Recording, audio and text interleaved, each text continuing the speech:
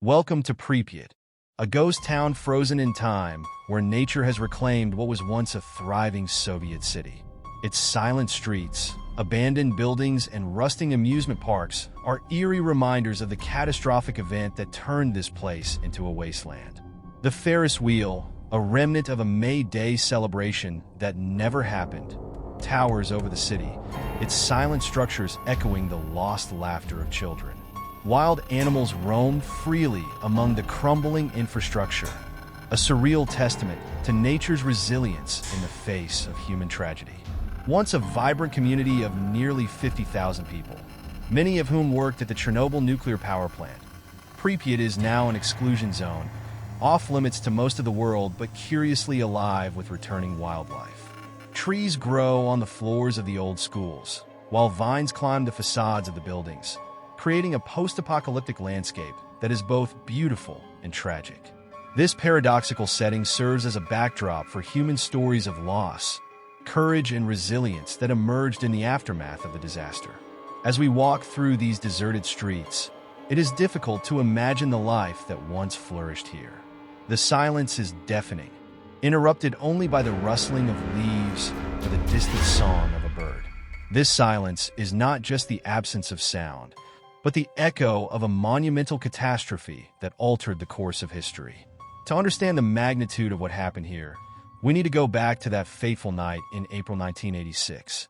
I am Donato De Paula, narrator of Mysteries of the World, and here is our mini-documentary about the history of Chernobyl. If you like the video, don't forget to like it, subscribe to the Mysteries of the World channel, and turn on notifications. The year was 1986, and the Chernobyl Nuclear Power Plant was one of the greatest achievements of Soviet engineering.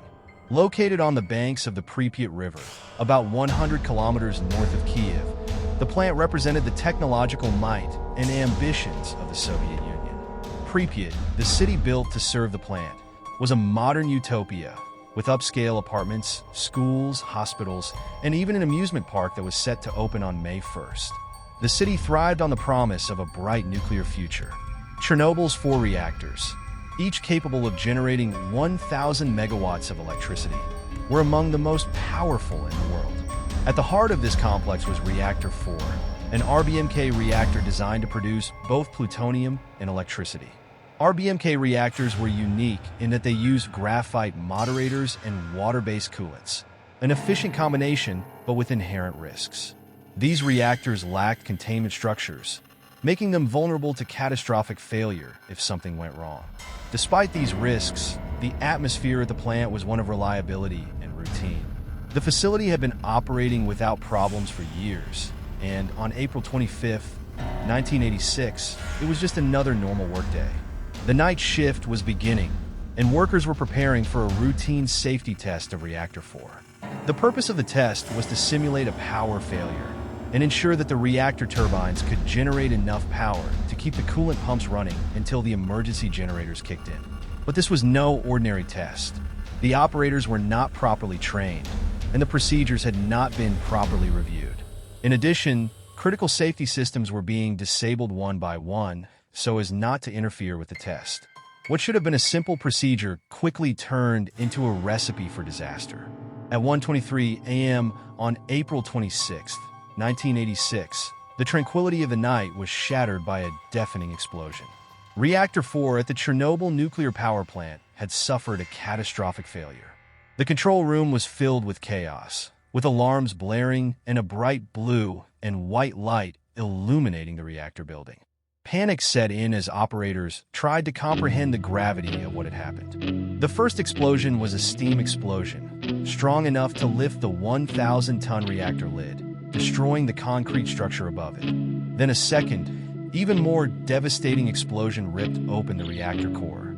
A ferocious fire erupted, fueled by the reactor's graphite moderator, which burned intensely and released a lethal mix of radioactive isotopes into the atmosphere. Inside the plant, the situation was desperate. Workers, many of whom lacked protective equipment, were being exposed to lethal doses of radiation. 2 workers were killed instantly in the explosion, while others rushed to contain the fire and stabilize the reactor, unaware of the invisible poison they were inhaling. The heroic efforts of these workers, many of whom would soon succumb to acute radiation sickness, helped prevent the disaster from worsening. But the damage had already been done. The fire brigade arrived on the scene within minutes, led by Lieutenant Vladimir Pripyat. They faced an unprecedented challenge, a nuclear fire that conventional methods could not put out. The firefighters bravely fought the flames, but lacking proper equipment and unaware of the intense radiation at the site, many received fatal doses. Lieutenant Pripyat and his men were among the first victims of the disaster, and their sacrifice has become a tragic symbol of the human cost of Chernobyl. Meanwhile, the residents of Pripyat slept, oblivious to the unfolding disaster. It was several hours later that the authorities began to understand the gravity of the situation. At 5 a.m., an announcement was made to the city telling residents to stay indoors and close their windows, but it was too late. The radioactive plume had already begun to spread, and Pripyat's 49,000 residents were exposed to dangerous levels of radiation. The Soviet government, initially in denial, tried to downplay the disaster. It was only when radiation alarms were triggered at a power plant in Sweden, more than 1,000 kilometers away, that it became impossible to hide the true magnitude of the accident. On April 28th, the Soviet Union made a public announcement admitting that an accident had occurred at Chernobyl. By this point, the radioactive plume had spread across Europe, spreading contamination in its wake. Evacuations began on the afternoon of April 27th, more than 36 hours after the explosion. Buses filled the streets of Pripyat, and residents were told they would be out of their homes for only a few days. Most left their belongings behind, hoping to return soon. Little did they know that they would never see their homes again. As the days passed, the Soviet government mobilized a massive cleanup operation. Soldiers, engineers, and scientists, later known as liquidators, faced an almost impossible task. The graphite fire in the reactor, burning at extreme temperatures, continued to release radioactive material into the atmosphere. Engineers and firefighters worked tirelessly to extinguish the flames, dropping tons of sand, boron, and lead onto the reactor in helicopters.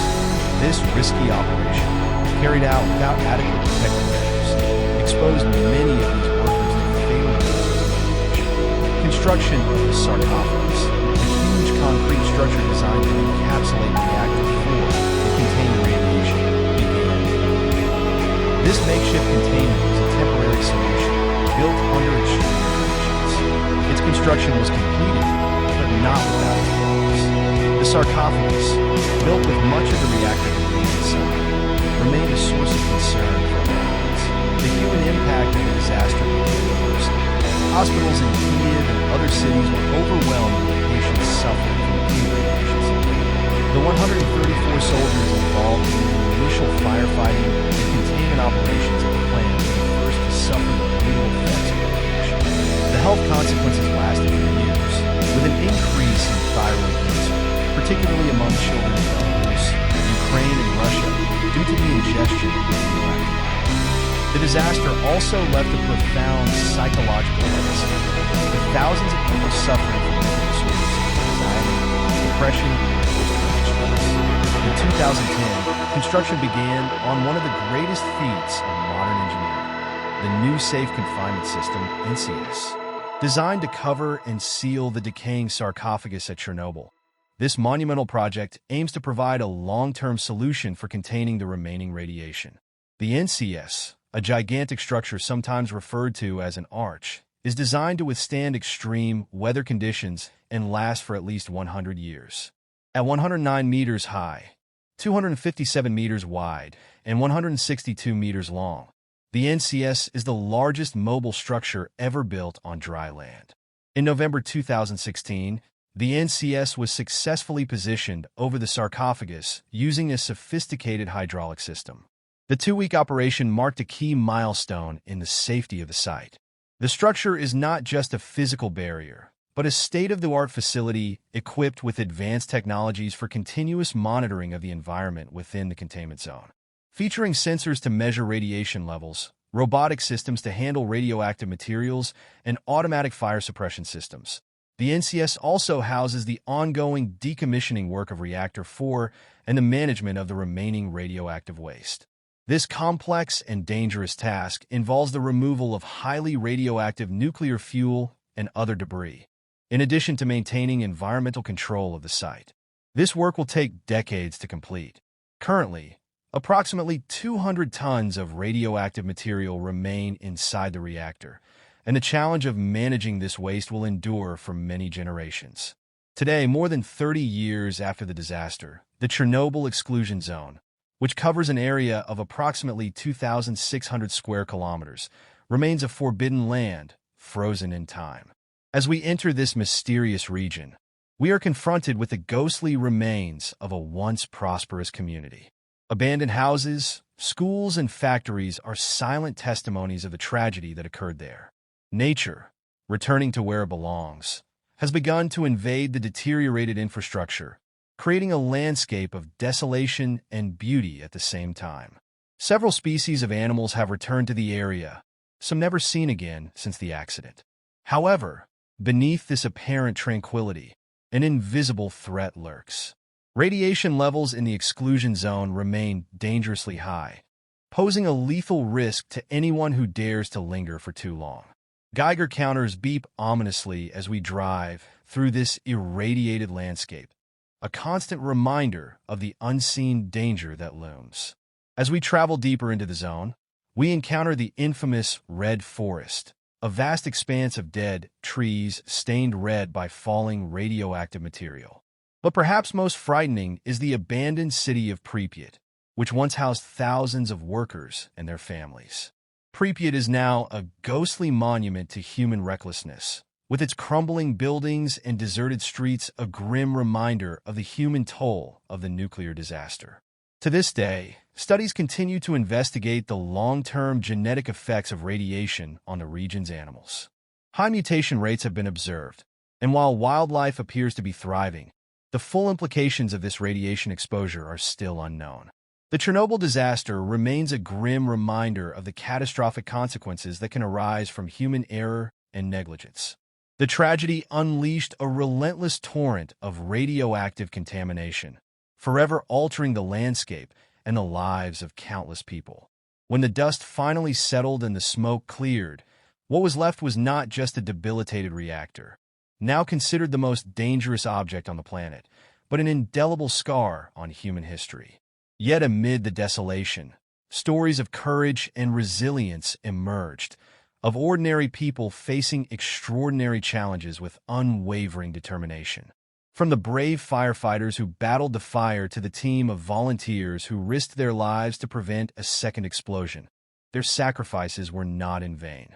The lessons learned from Chernobyl must be preserved, so that we never again repeat the tragic mistakes of the past.